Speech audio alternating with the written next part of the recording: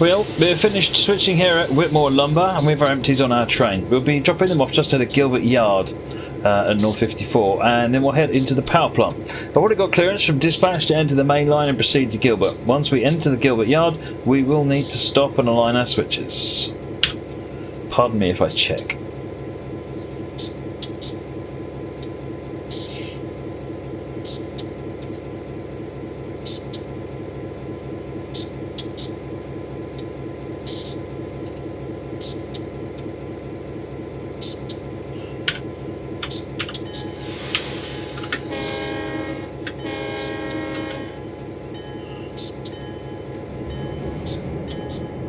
Hey, Atomic Danny.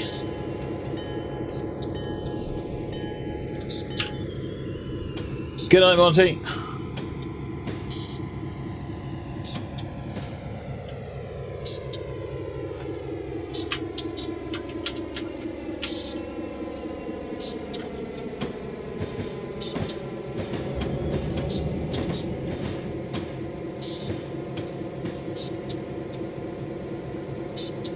Dispatch to Majestic, Fals Loco 1715. You will need to stop at your next signal before you enter Gilbert Yard and align your switches for the yard. Once the switch is aligned, request permission to pass the red signal and you'll be cleared. Yeah, miles ahead of you, mate. Miles ahead of you.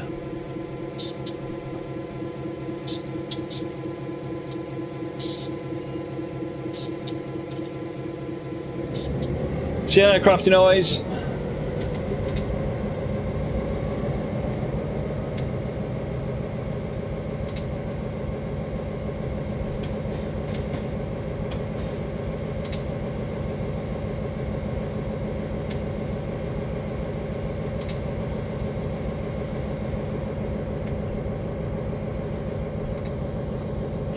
Oh yeah, hope the headache gets better, Cameron's Gaming. Drink plenty of water. Just in case it's dehydration. Moggy's going to do all the switches. Oh, excellent. Just leave an ice cream at each switch.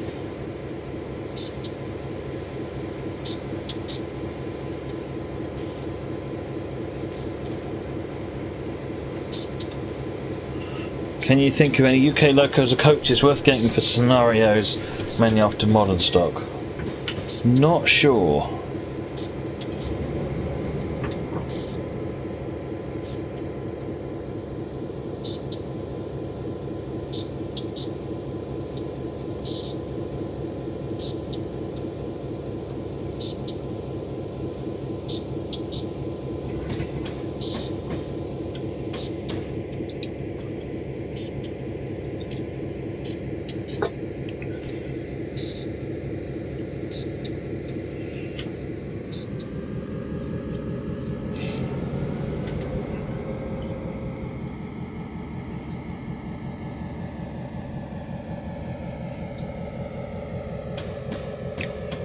Hey Gameroho, welcome.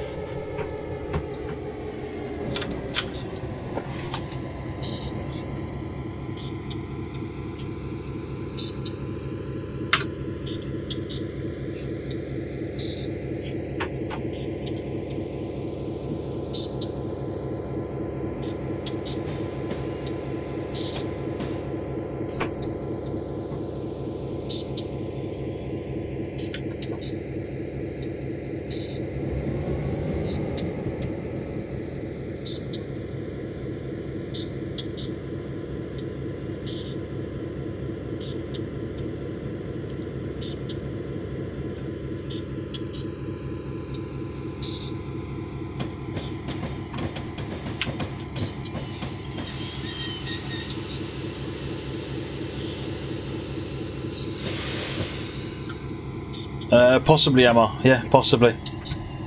We'll see when you come over.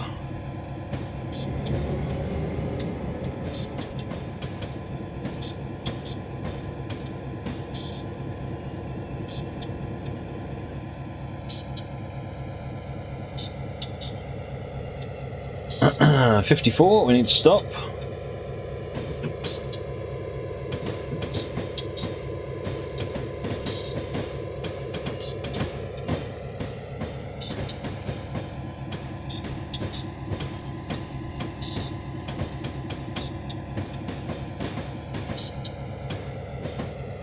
You got to drive one of these before, Master Forge. Nice.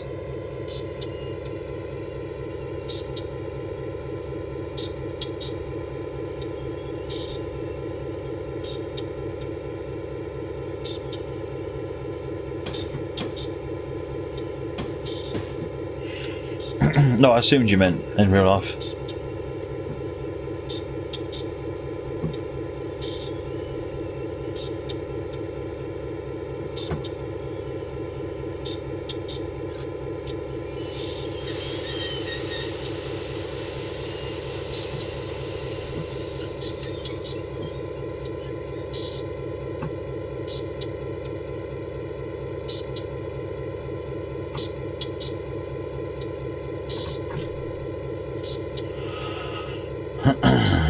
Have you got the 57s, Ben? They're good.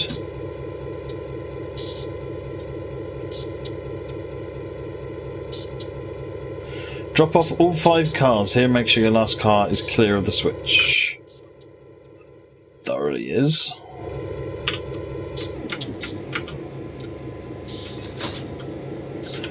Okay, head to the power plant.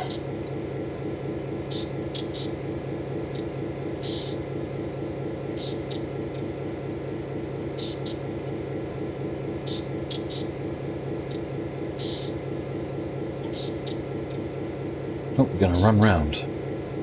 Stop at approach. Okay, got what we need to get the next instruction.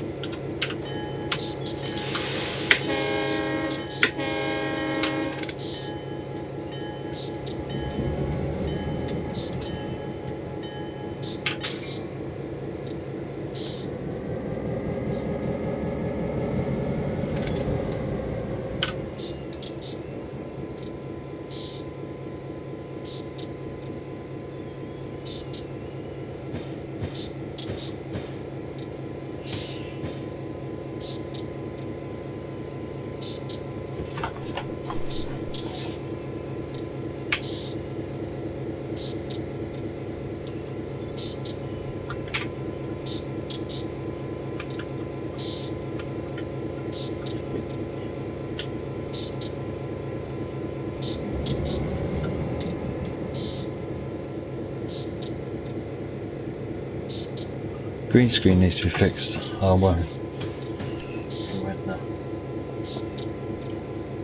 Cameron poked his nose in.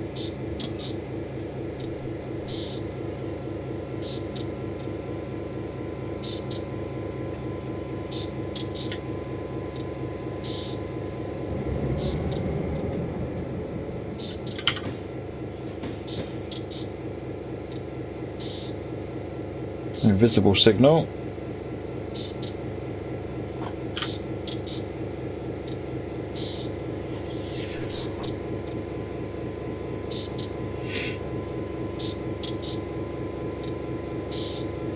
I am Hankum, skating dangerously close to our active, skating directly into politics there.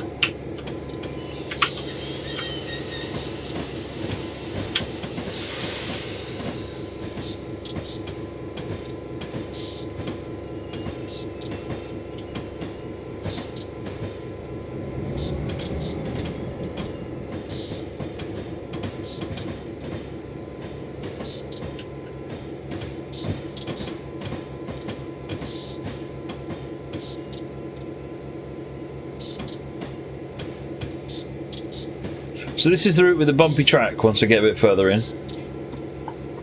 for those that remember it.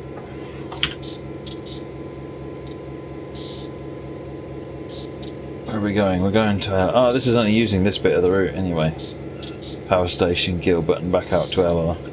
We're not actually going down this bit, which is where the worst of the bumps are.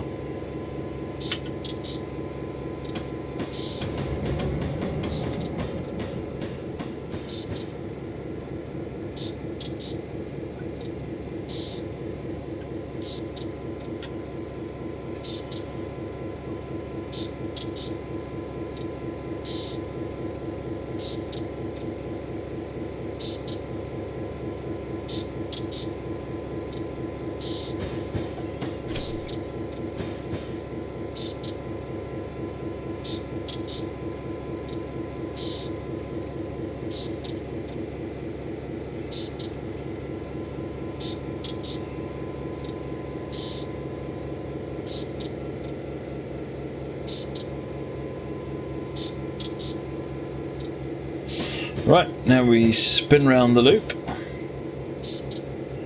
Turns back round under ourselves.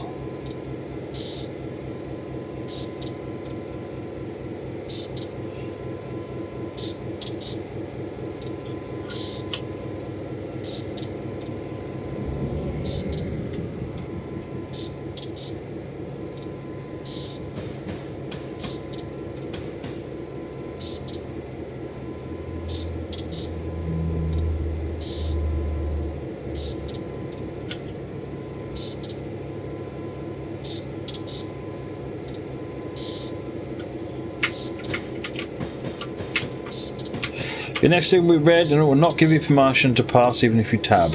Just ignore the signal and proceed on safely. That's because you're entering a section presumably that has a train in it and you're not instructed to couple to it, yeah. So that is your last signal in, and then what you need to do is couple to something, but these are all considered in the block. So the only way they could do that is if they made that not a stop instruction, but they went, in fact if we got rid of the stop one and went straight to the couple to, that would give you a green light. Just for reference.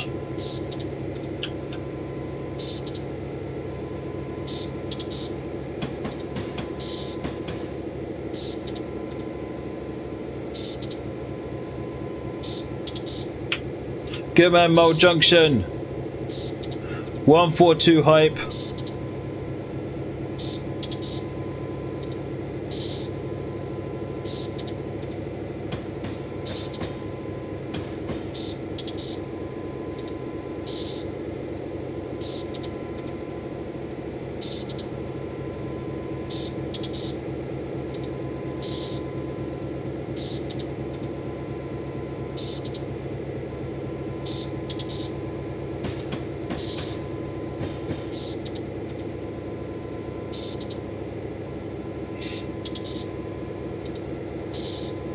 Should have a stream dedicated to the wondrousness that is Pacer.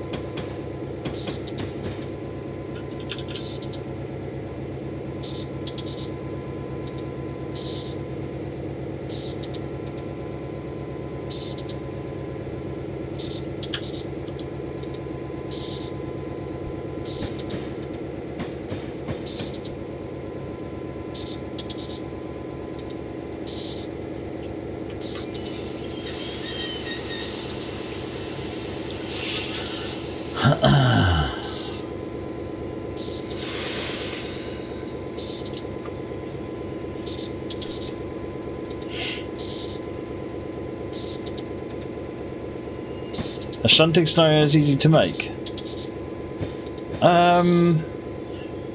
Depends how far you go with it. I mean, the more you have it sort of going backwards and forwards and doing things, the more it's going to test the dispatcher's patience. If you use a marshal instruction, they're a bit more difficult to figure out, but they are they're simpler certainly to author.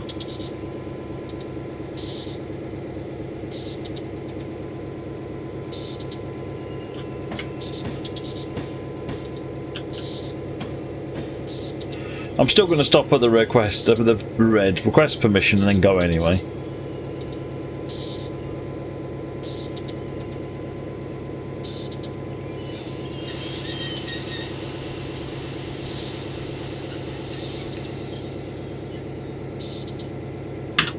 Denied, don't care.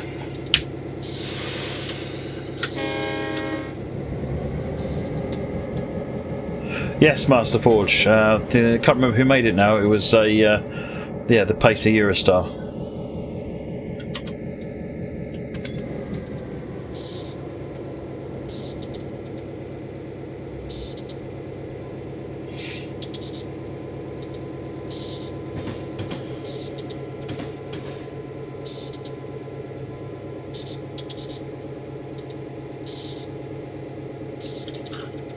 Yeah, you have to spad that one.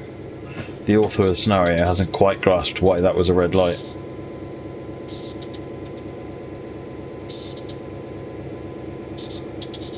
Any 12-hour streams soon, P-Bask? Don't know at the moment. Nothing planned.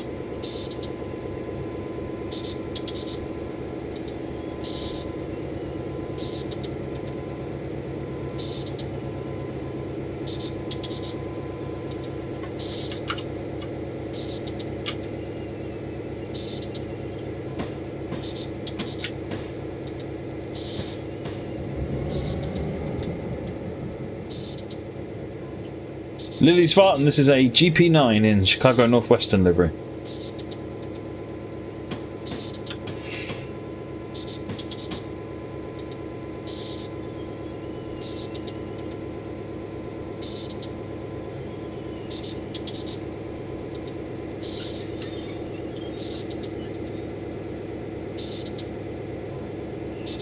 Right, now we're going to couple to these ones, which is where we are already routed.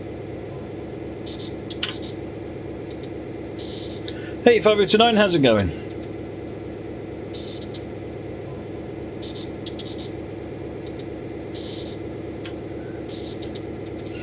Our first pickup is on number 65 power station unloading facility. You're hooked up to 5 empty coal gondolas to the front of your engine. Ribko, thank you for the host, Ribko. Welcome to Ribko's viewers.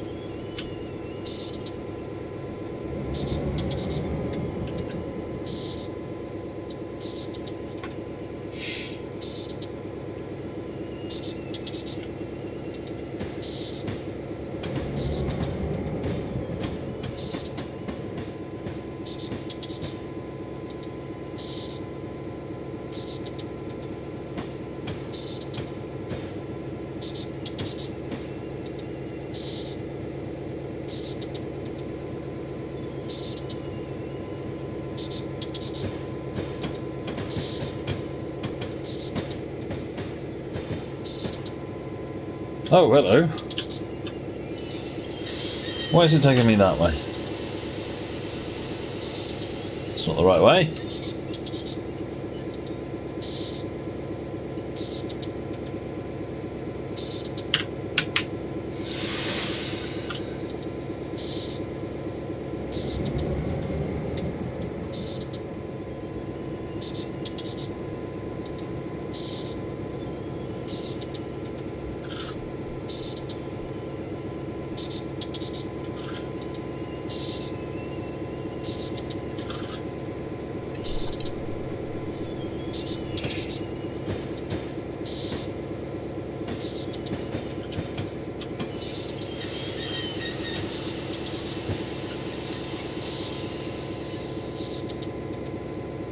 Better.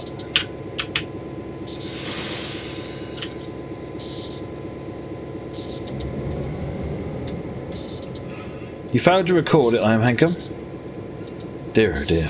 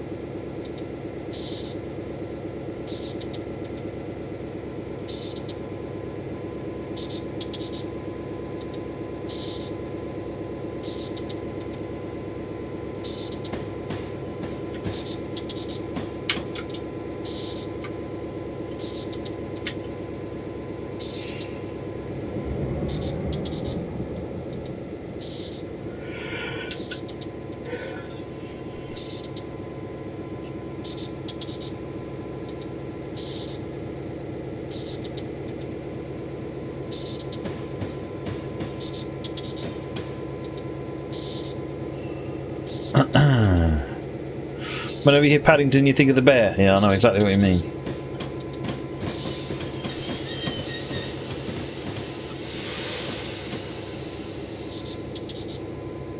Not doing too bad, Andrew, only a little bit, but...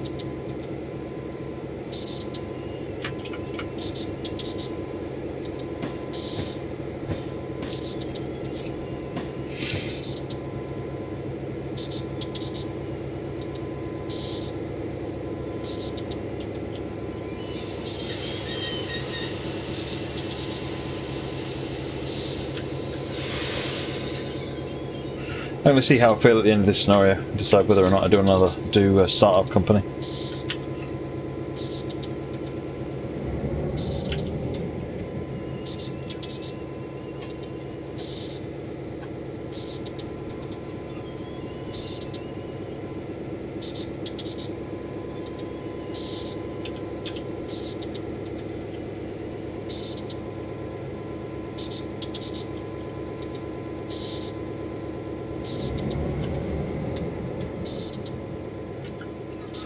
Right, let's reverse back out, and the 5 loaded golders that bundlers we passed coming in at the double track will be coupled to the rear of the empties we just picked up here.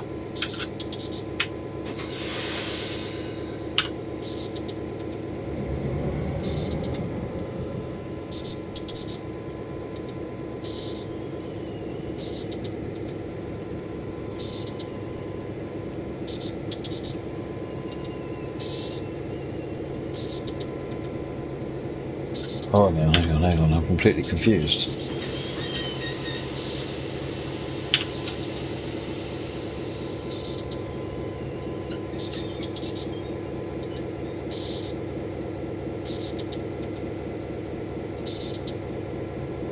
That makes no sense at all.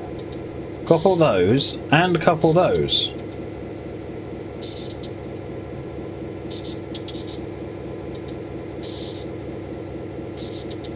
But I've only got 5. 30529.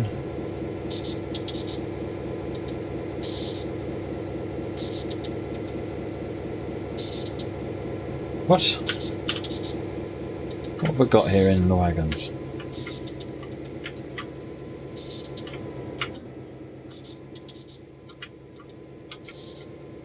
Where are you, number?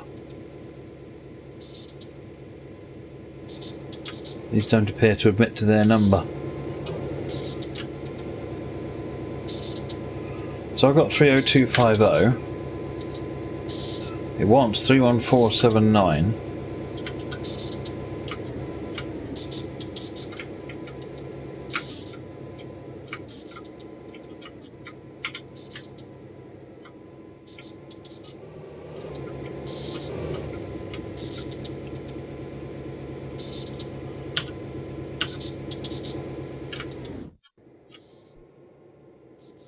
F7's not doing anything. I don't know what causes that.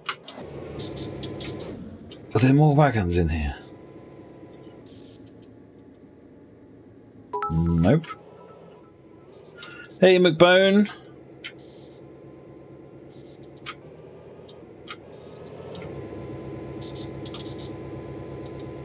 The loaded hoppers you almost ran into. Oh, these ones.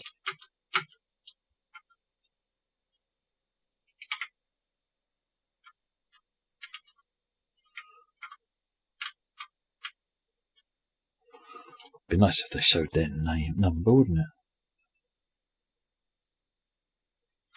So yeah, okay, we're going to get the loaded ones, bring them down and shove them back in there.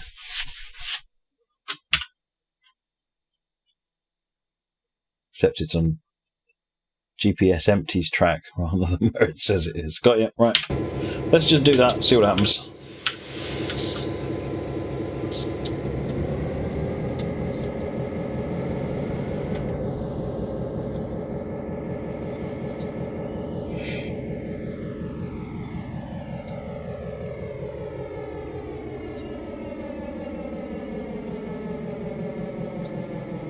We could use your first generation DMU for TS 2018, what would it be? You would go for the 110. My dad's got a HO gauge of the Transpennine, which I think is what, a 124? Which I always liked. Sadly, with none left in reality, that's somewhat more of an ask.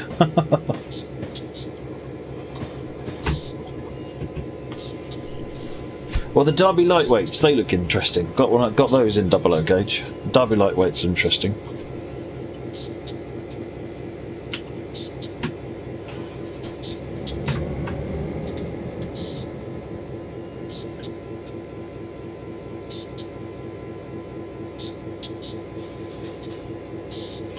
No, it wasn't a Tricks in Green. It was... Let me just find it.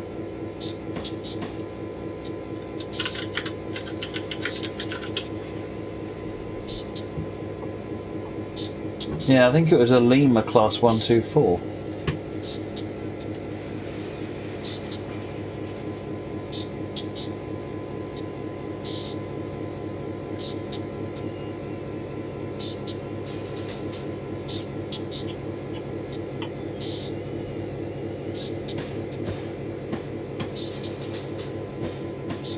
Maybe.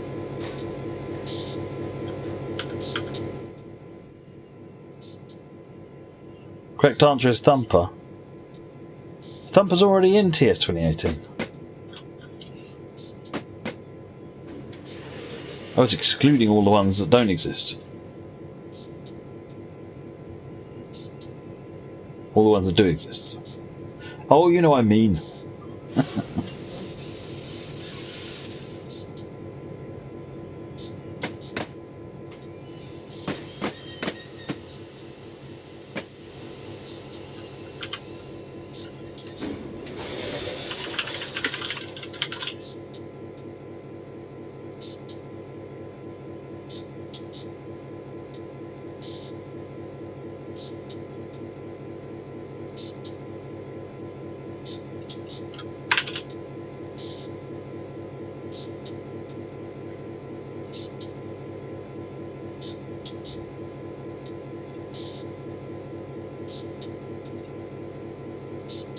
That looks like the one that Dad's got. Something like that. It's like that, the way that the windows sweep round the front. That reckons it's a Lilliput.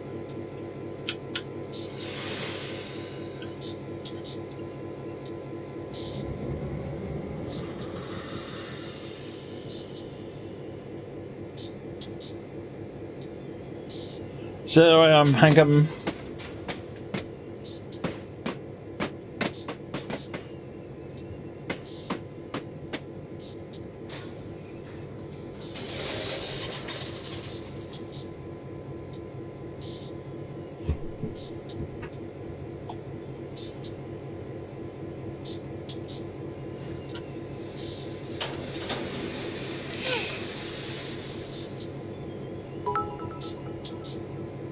McBone, am I going to stream Cannon Crops? At some point maybe, but at the moment I'm not desperate enough to pay 30 quid to buy it right now.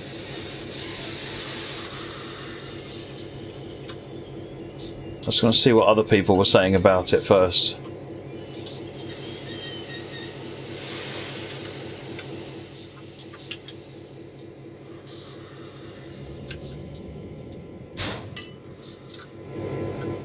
Let's have a quick look and see if we've got the right 31479.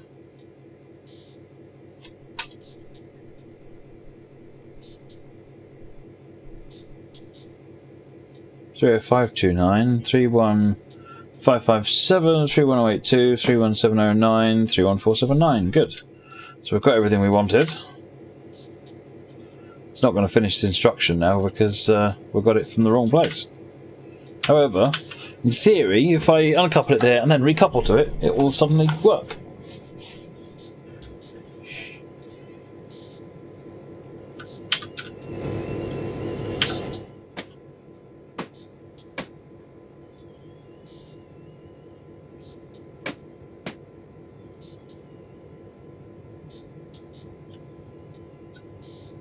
Have you seen anyone streaming it at all yet, McBone?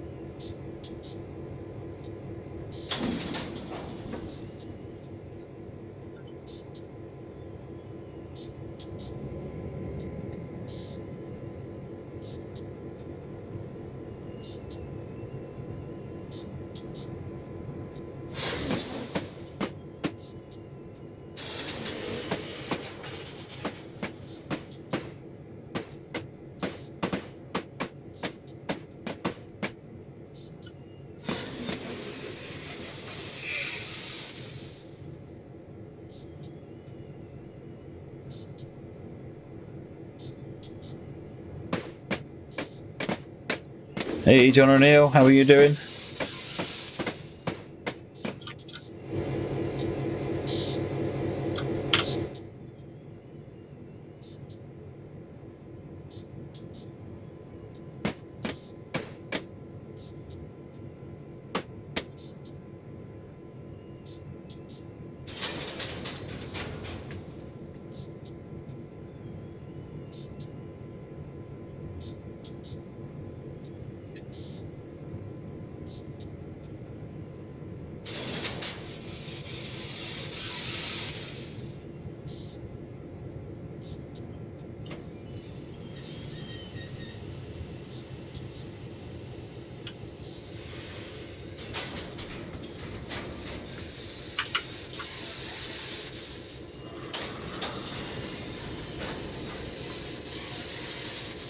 Yeah, I don't think links work on the app, Moggy, because in a lot of cases, if you click on the link, it'll take you away from the Twitch app, which will then disconnect you from the Twitch, essentially.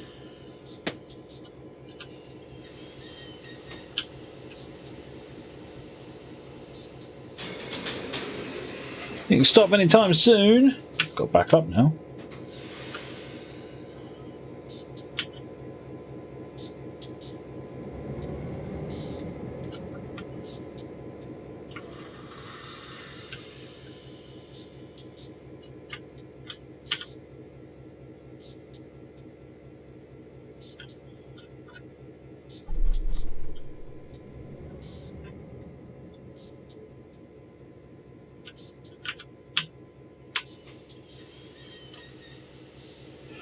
Right, so oh, that ticked already. Good. Now we need to drop off up past 31479. Let's pin the brake. Good. And then we need to go to that car. Next, we proceed to 64. Gilbert Ashload and a couple of the 5 covered hoppers.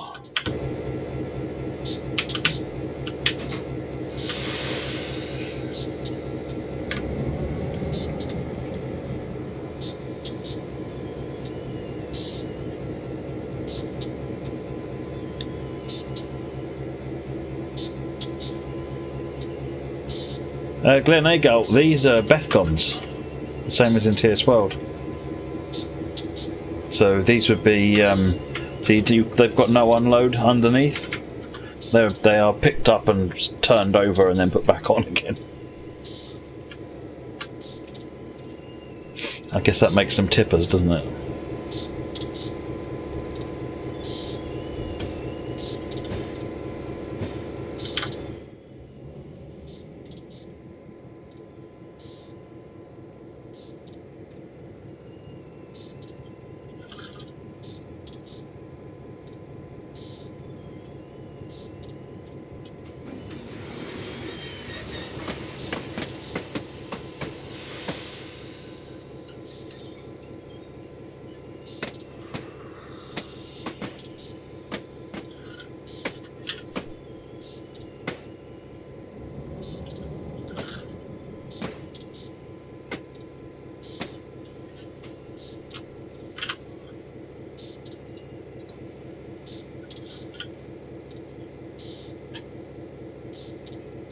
Right, so now we're going to 64 ash loader there.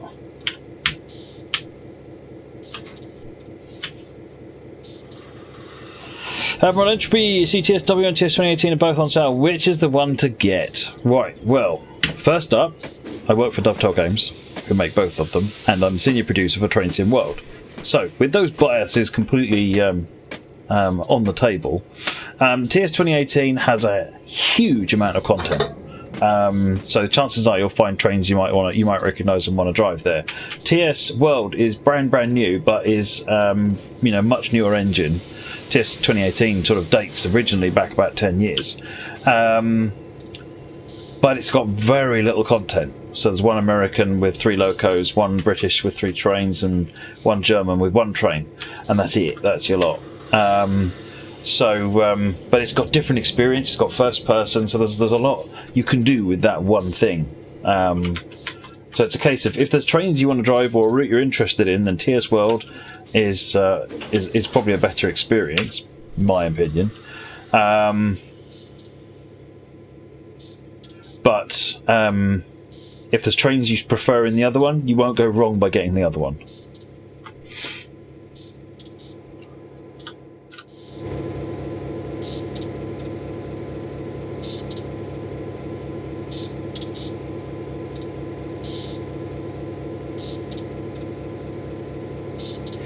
Last but not least, we couple the 2 tanks.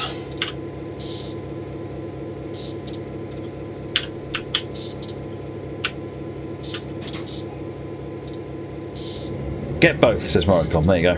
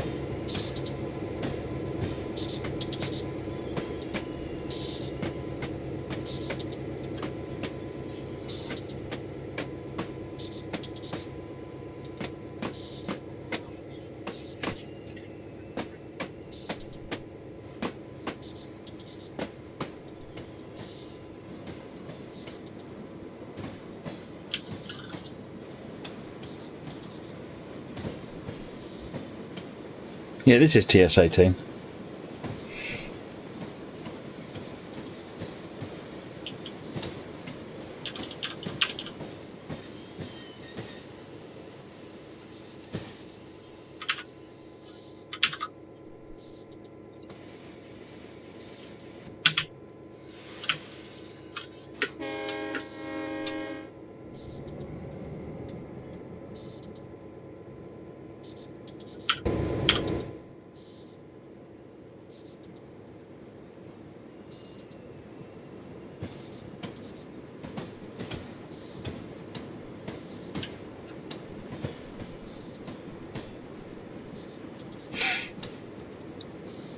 Yeah, I could pretty much tell you that now, Amar. The other complexity with doing the West Coast Main Line out of Euston is that not only do you need Virgin licence, you need London Midland licence, otherwise you'd have no commuter traffic. And they can tell you for now that, certainly at the moment, that's a challenge.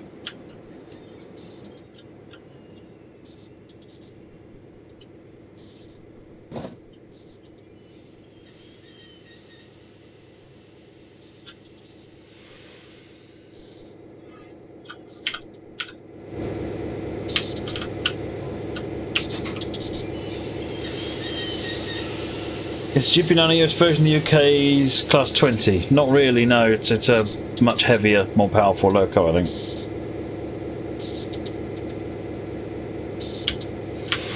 Well, that's it. Ready to proceed back to the main line. Calling dispatch to get permission. Let's go ahead and get onto the other locomotive for our return trip and head towards the main line.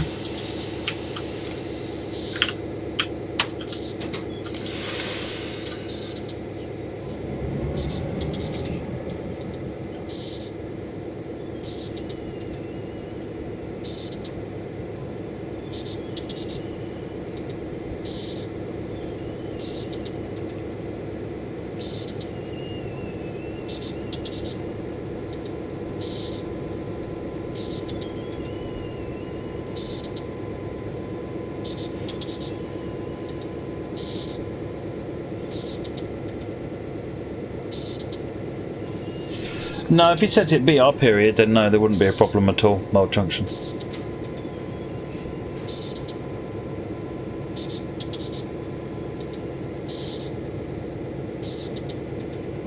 Of course, ideally, you'd set it LMS. Do it properly.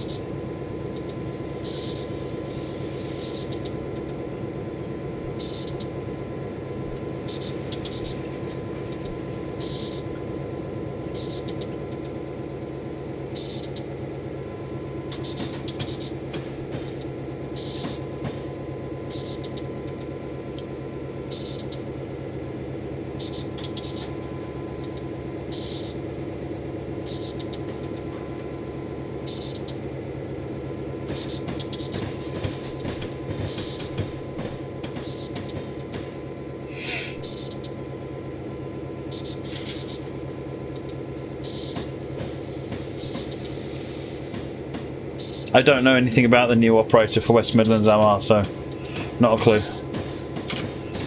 And having one of them doesn't help us, so having First Great Western did not help us in any way get First Transpennine, for example.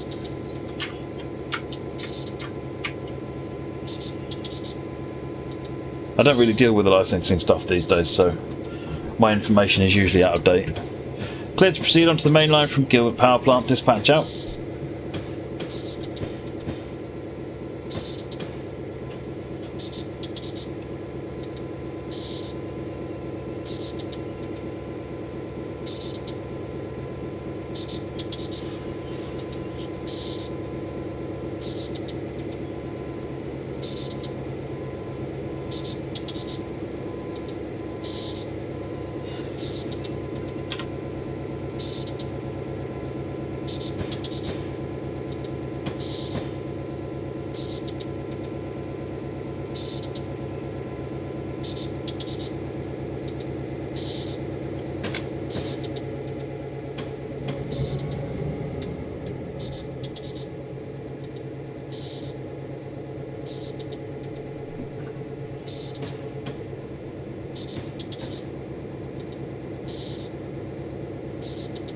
Oh, wow. Thanks, Rob. Oh, alright. We'll have a quick look at that, and we'll look at... I noticed that one. Look, Chaos. It's like a Metro. You know, that Harry Beck style train game that I can't remember the name of. Mini Metro, I think it is. Oh, it's owned by Benny JR Eastern Mitsui.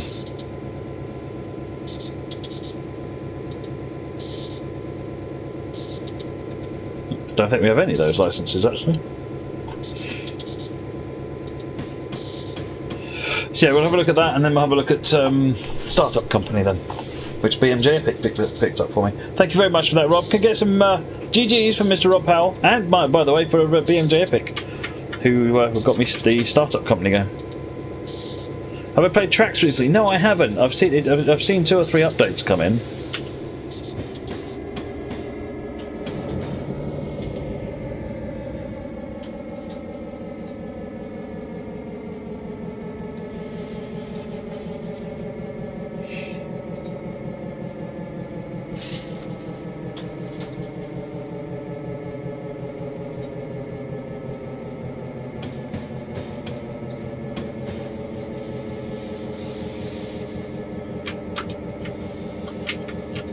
I have to say, I quite like Cosima as the name of your cat. Where did you get the name from, Amar?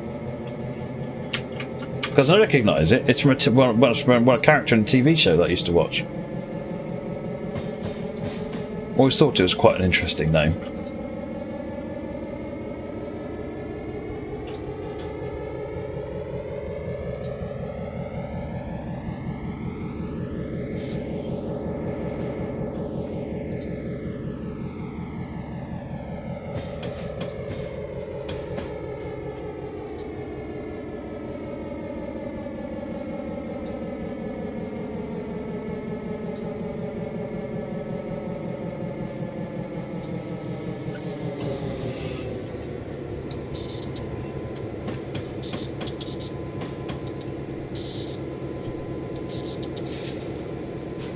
We're almost up to the main line again.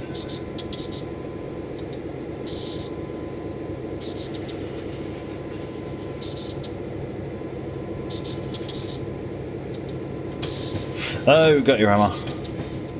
Yeah, my 2 are the same. Shout the name out. Nothing. Go anywhere near the food box. Cosima is a patron saint of medical types. Well, that's really interesting, because in Orphan Black, Cosima is a doctor.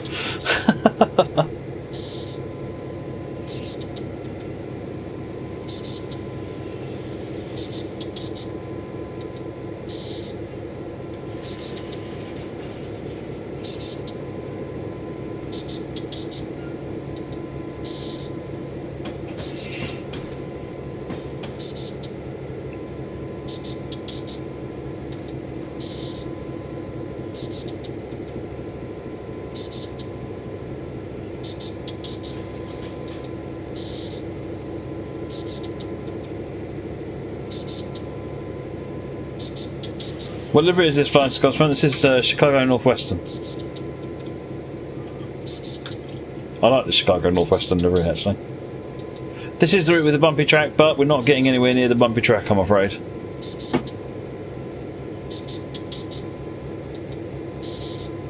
You'll need to switch to the next switch to keep from going into the yard. Press the G key now.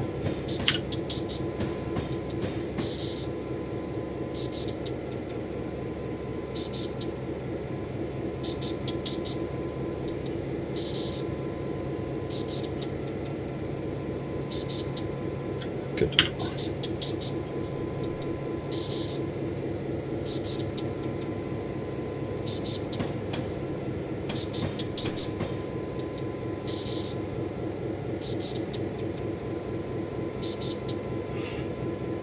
No, the bumpy track is sort of this area of the route. Unfortunately, we are here and then all the way back up there, so I don't think we'll see the bumpy track. Maybe there'll be some on the way out of this yard, I don't know.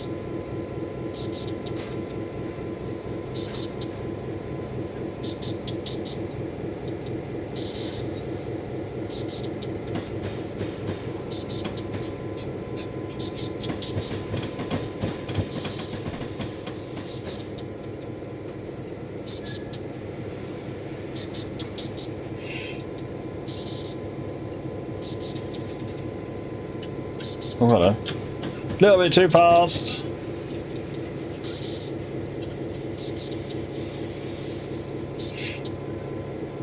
The reason there is bumpy track in the first place is because it's meant to be a rickety old branch line, essentially, so they've created that effect that it looks like it's slightly less well maintained track.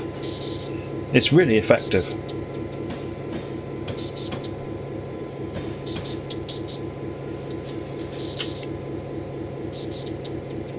How's it going, Gouger?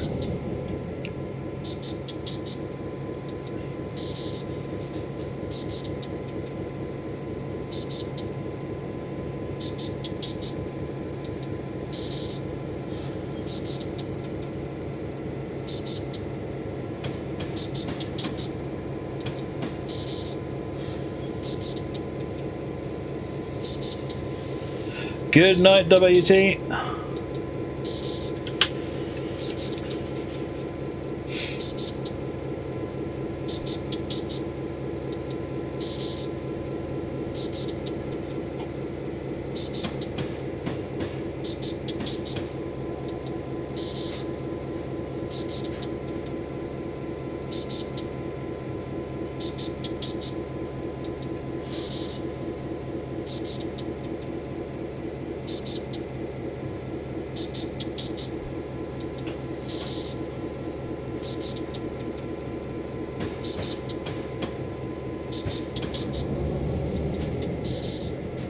It does sound like a top matrix, but it doesn't do it. I was just thinking that.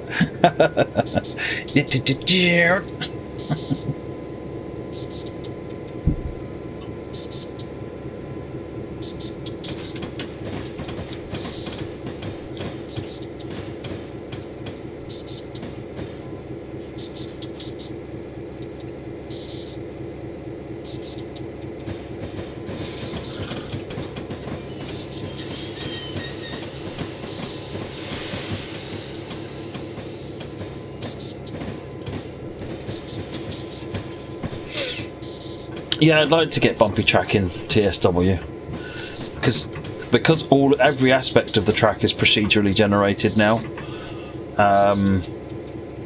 You can you could take the bumpiness and you could actually, in theory, bend the track, but it doesn't do that yet. Yeah, I missed the signal speed. I'm still not 100% familiar with what the different speeds are. Star LC10, oh, I remember Star LC10. My first one was a Brother M1009. Ah, Star LC10, what a cracking printer. That was a really good printer for its time as well, wasn't it? Really good printer for its time. It was really popular. Yeah, ours was the M1009, and we had the tractor feed on it as well, so you could run music paper through it. It had a printer buffer that was so small that when you're printing like graphics out, so it would it's like an 80 byte buffer, so it could do a line of text. But if you did graphics, it had to have 4 goes at doing the line.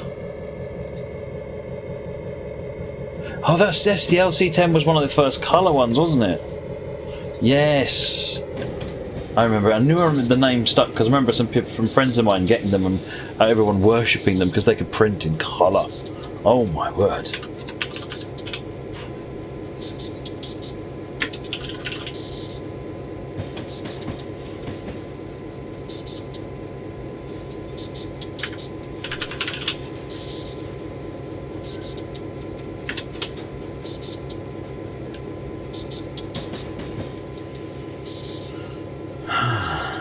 There it is, even.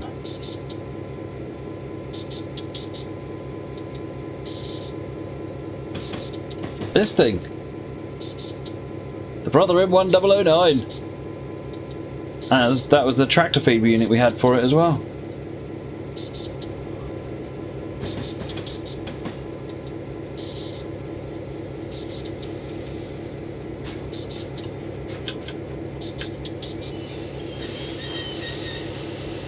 No, we never did the thermal printer, the Spectrum thermal printer. We used the M1009 with the Spectrum. But yeah, printing out images was. It was. Oh my word! Half an hour later, a really badly printed image.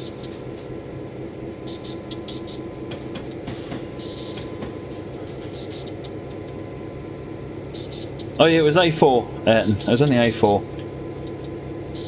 I remember when I was at... I did some work experience at a company called Jay's, people who make the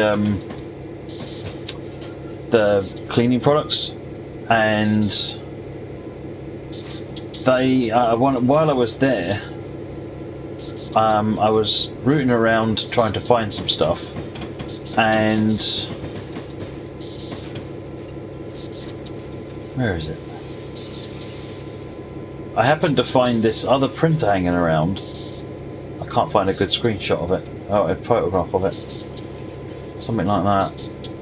And it was of a Brother M1709, which was legendarily better than the 1009 I was using. And they were throwing it out.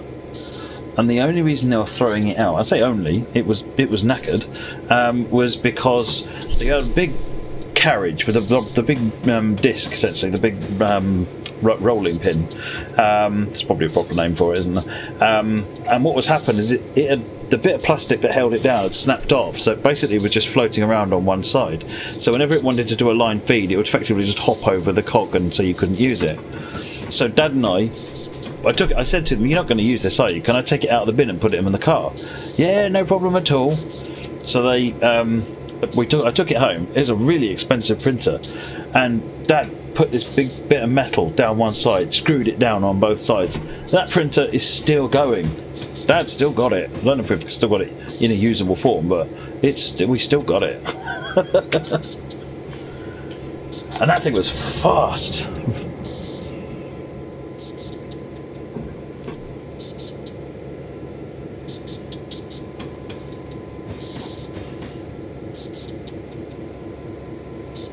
I even think it had this revolutionary idea that it could print a line backwards.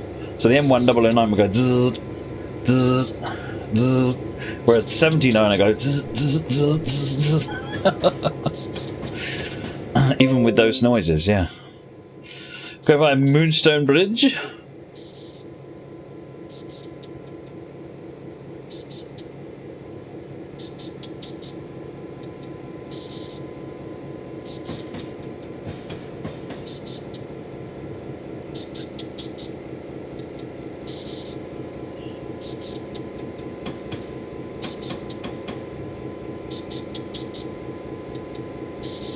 Your printing application server core dumps on .matrix in case the logging system crashes. Yeah. That was the nice thing about the music paper, tractor paper, because you could have it feeding from the box, folded through it and folding back out into the other box, so it could just sit there for hours cycling through from one box to the other box before you needed to put the next load in. Oh, you mean the DeskJet 500? Yeah, the DeskJet 500 was another printer that just about everybody had one of.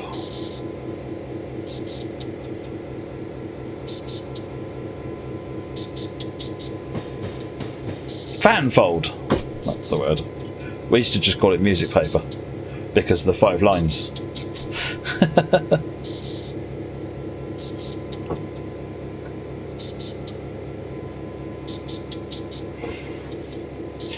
Dispatch to Majestic Falls, local 1715. I'll be holding you at Elena 25 until we can get a yard track clear for you. Also, BNS 2300 will be holding there in the clear for you. Clear for your dispatch.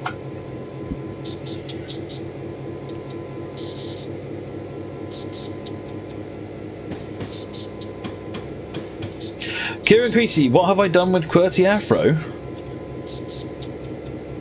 I think that I was aware of. Moggy, what have you done with QWERTY Afro?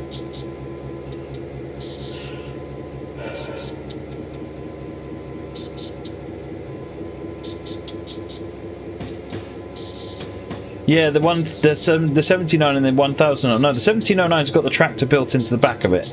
The 1009 was a bolt-on module we had to buy for it. Squeeze box paper. Squeeze box paper, that's interesting.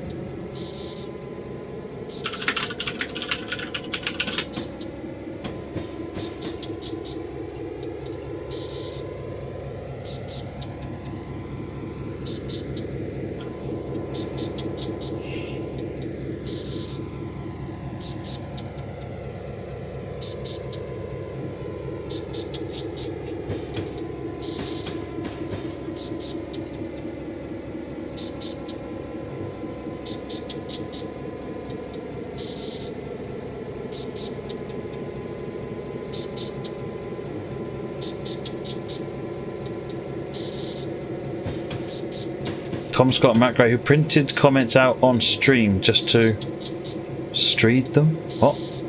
Don't get you, BMJ.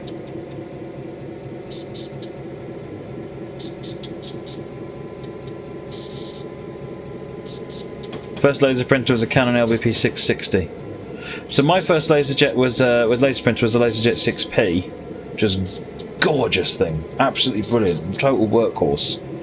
And then after that I got a Samsung colour laser, which I don't have anymore. But it was like 50 quid. Seriously. It's like, there's a deal on at Dabs Direct. I'm like, well, no, what's the catch? And it worked, and it was brilliant. It lasted for ages. Until it needed new ink cartridges, or new toner cartridge, and that was when you realised the toner cartridge was 3 times the price of the printer. Printer in the bin. No, I can't remember what it was.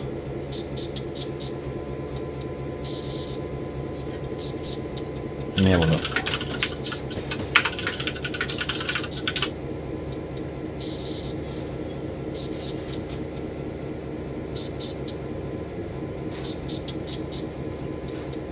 It's this thing. CLP 300. Charlie Lima Papa 300. That thing lasted forever. CP 600? Just have a look at that.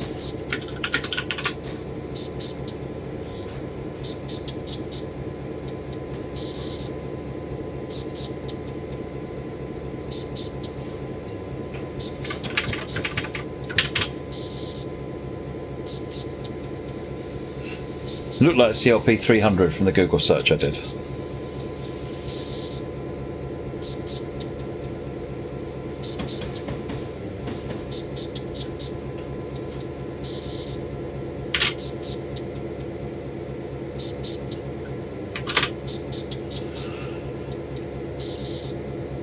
No, it wasn't CLP 600. If anything, it was a 300. Yeah, it was definitely the 300.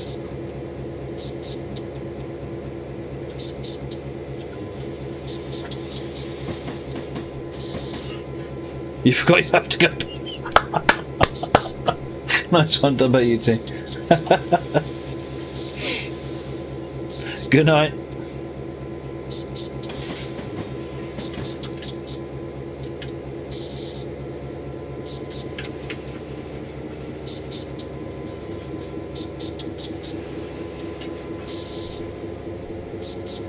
You got a Ricoh SPC 2050DN. I'm using I've gone back to inkjet, and I got a Canon Pixma. It's really nice actually. Nothing fancy in the range, but it does the job nicely.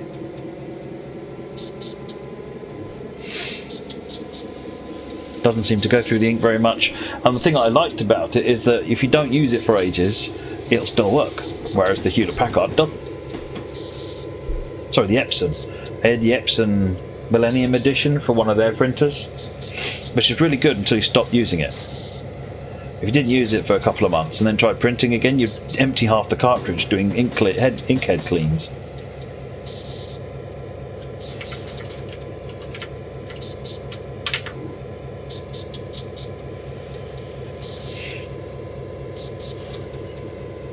No, because that logo sounds like a dot matrix printer.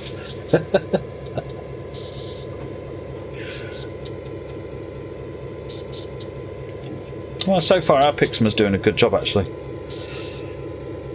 One thing that did frustrate me slightly, and it wasn't Pixma's fault, it was just how technology works, is that my son at school uses iPads, and basically they'd asked him to do homework. They do all the homework on their iPads, and yeah, seriously, what? I'd have enjoyed school a whole lot more. And he needed to print it out. I'm like, I was thinking, why the heck does he need to print it out? What is wrong with this? But yeah, having decided that, I was like, okay, so I don't know anything about Apple stuff. I just have no information. I don't know if the first foggiest knowledge about Apple, which is slightly frustrating. And so I was Googling on it, and it's like, oh, okay, they've got their own proprietary printer system. Excellent. So how do I make it work? Oh, well, either you need a Mac. Yeah, well, I haven't got one of them.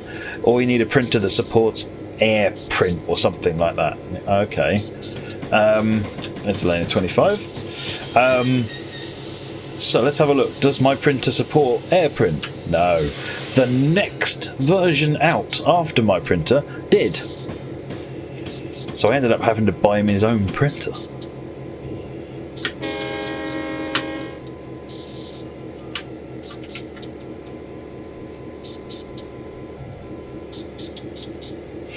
But I got a good deal on that. I went to Tesco's and I found this printer. It's a Hewlett-Packard, and it's a multifunction scanner copier printer.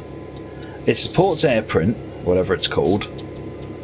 Does a pretty good job of printing, and it cost, I think, 15 quid or something, 20 quid. Well, okay, we'll have that. I like that idea.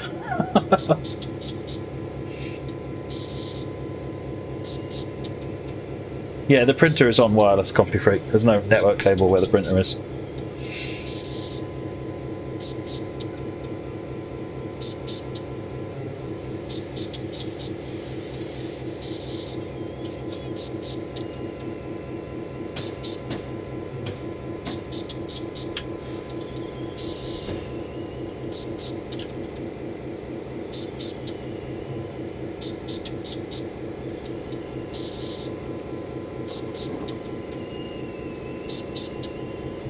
I don't know, for this printer that I got him a spare set of cartridges to go with it. So that, because normally the printer cartridges that come with the printer, they're like 20% capacity. They're tiny little cartridges. So I didn't think it would last very long. So I bought him a second set. As it happened, they lasted quite a while before I needed to replace them. But no, the second set of cartridges was a perfectly reasonable price actually.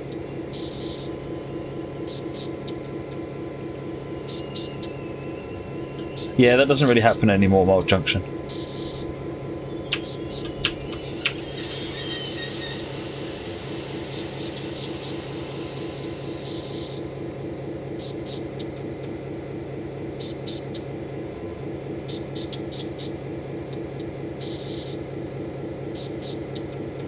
To be as much as I would agree with you, BMJ, about Apple and the proprietary stuff, everybody's guilty of it these days. Guess it's break time till we hear from dispatch again. Scenario complete.